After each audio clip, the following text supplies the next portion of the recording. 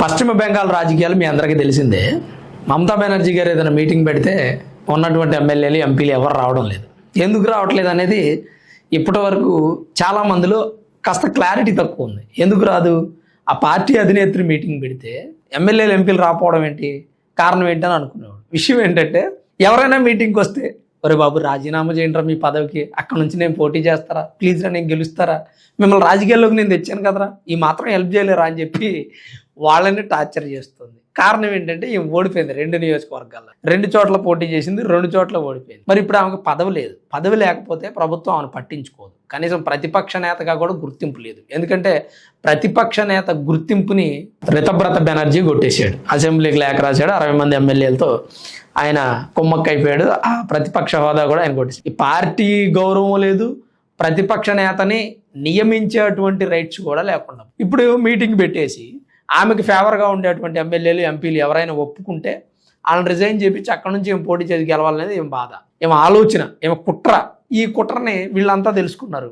ఏదైనా మీటింగ్ పెడితే రావట్లేదు. అభిషేక్ బెనర్జీని అరెస్ట్ చేశారు కదా పోలీసులు, మన బెనర్జీని కొట్టారు, చంపేస్తున్నారు, మీరంతా రండి మనం మాట్లాడదాం కూర్చొని, ఎందుకు ఇలా జరుగుతుంది, ప్రభుత్వం మీద దండెత్తుదాం, మనం చీమల దండులాగా వెళ్ళిపోదాం అని ఎగేస్తుంటే వీళ్ళేం భయపడి రావట్లా. వస్తే పదవికి రాజీనామా చేయమని అడుగుతుంది అని భయం.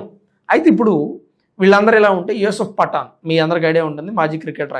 ఆయన బెంగాల్ బహరంపూర్లో ఎంపీగా ఎన్నికయ్యారు 2024 ఆ టైం నుంచి. అయితే ఈయన్ని పదవికి రాజీనామా చేయమని చెప్పి మమతా బెనర్జీ అడుగుతున్నారట. ఆయన ఒక్కడే ఆమెతో కొద్దిగా మంచిగా మాట్లాడేది. అడుగుతుంటే ఆయన కూడా కుదరదక్క నీళ్ళు నవ్వుతుంటే సౌరవ్ గంగూలీని రంగంలోకి దించిందని చెప్పి టాక్. సౌరవ్ గంగూలీ అంటే ఆయన కూడా క్రికెటర్, యూసుఫ్ పఠాన్ క్రికెటర్, వీళ్ళిద్దరి మధ్య మంచి రిలేషన్ ఉంటుంది. మాట్లాడి సరే ఏదో ఒకటి ఒప్పిస్తాడులే, యూసుఫ్ పఠాన్తో రాజీనామా చేపిస్తే మనం రంగంలోకి దిగొచ్చు అని చెప్పి మమతా బెనర్జీ ప్లాన్ చేసి సౌరవ్ గంగూలీని అడిగితే, సౌరవ్ గంగూలీ అడుగుతున్నారు అని ఒక బెంగాల్లోని ఒక వార్తాపత్రిక రాసింది. సౌరవ్ గంగూలీ వీళ్ళిద్దరి మధ్య కథ నడుపుతున్నాడు, రాజీనామా చేపిస్తాడు యూసుఫ్ పఠాన్ని, వెంటనే మమతా బెనర్జీ పోటీ చేస్తారు అక్కడ నుంచి, ఆ పార్లమెంట్ నుంచి అని చెప్పి అంటుంటే ఈ మాట విన్న సౌరవ్ గంగూలీ ఒక ప్రెస్ మీట్ పెట్టాడు. ఏంద్రా భయ్, నేనెందుకు పఠాన్ని రాజీనామా చేపిస్తాను, నాకేం పని, నేనేం వాళ్ళిద్దరి మధ్య ఏమి మధ్యవర్తిత్వం బ్రోకరేజం ఏమి నడపట్లేదు, నా సంబంధం లేదు, అట్లాంటివి రాయదు దయచేసి, నేను చేయలేదు అటువంటి పనులు అని చెప్పి సౌరవ్ గంగూలీ వివరణ.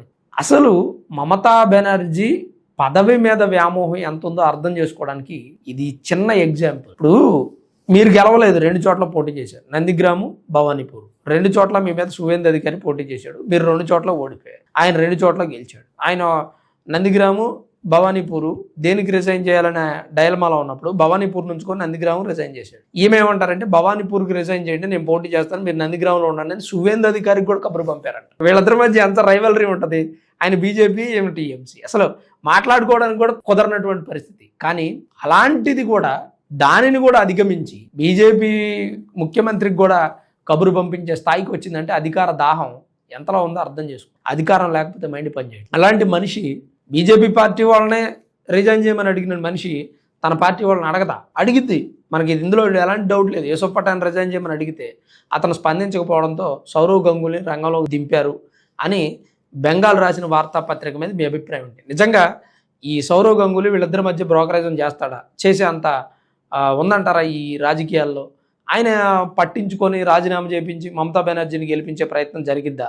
తప్పకుండా మీ అభిప్రాయాన్ని కామెంట్ రూపంలో రాయండి. నేనైతే అడిగే ఉంటాడు అని అనుకుంటున్నాను. కాకపోతే బీజేపీ పార్టీ వాళ్ళు అధికారంలో ఉన్నారు కాబట్టి ఇలా ప్రెస్ మీట్ పెట్టి చెప్పకపోతే బాగోదు అని చెప్పి చెప్తున్నాడేమో. ఇప్పటికే టీఎంసీ పార్టీకి సంబంధించినటువంటి నేతలంతా కూడా ఆమెను వ్యతిరేకిస్తున్నారు. యూసుఫ్ పఠాన్ కూడా వ్యతిరేకిస్తాడు, కామన్గా జరిగేటువంటి. ఆయన కూడా నా పదవి పోతుంది, ఎందుకు వచ్చిన గోల నాకని దూరంగా ఉంటాడు. ఆయనతో మంత్రాలు జరపడానికి సౌరవ్ గంగూలీని రంగంలో దింపుంటారు అని అనుకుంటున్నాను నేను. మరి మీరేమనుకుంటున్నారు? మీ అభిప్రాయం ఏంటి? తప్పకుండా కామెంట్ రూపంలో రాయండి. వీడియో చూస్తున్న ప్రతి ఒక్కరు దయచేసి లైక్ చేయండి. కొత్త వాళ్ళు ఎవరైనా మన ఛానల్ ఇప్పుడే చూస్తున్నట్టయితే దయచేసి సబ్స్క్రైబ్ చేసుకోండి. మీరు ఇచ్చే సబ్స్క్రిప్షన్ మాకు చాలా బూస్టింగ్ లాగా ఉంటుంది. Thanks for watching this video. This is Ram signing off sunburn studios.